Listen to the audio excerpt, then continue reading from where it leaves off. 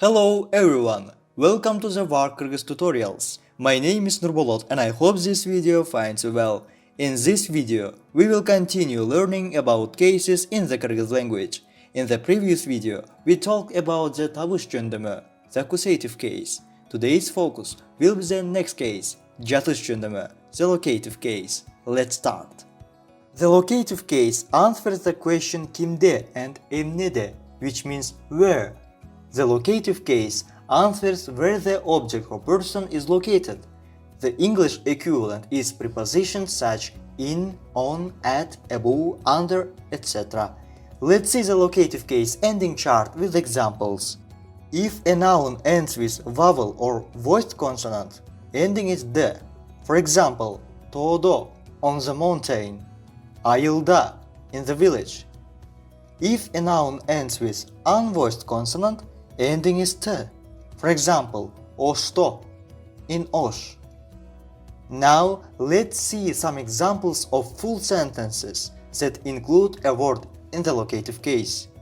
Men üniversitede okuyum. I study at a university. Baykem özünün bölmesinde. My brother is in his room. We also use the accusative case with pronouns.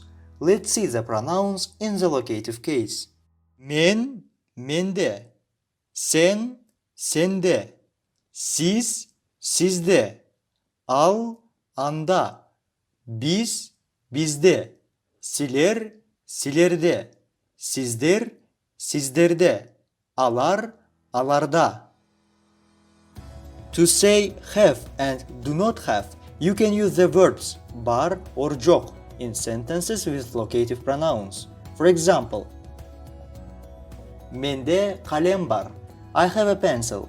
Sende kalem var. You have a pencil. Mende kalem yok. I don't have a pencil. Sende kalem yok. You don't have a pencil. The locative case can also be used for expressing time, like the English preposition at. For example, Men saat 10'da uktayım. I sleep at 10 o'clock. Biz saat 5'te jolugabız. We will meet at 5 o'clock. The locative case also can be used to talk about what day of the week something happened, like the English preposition on.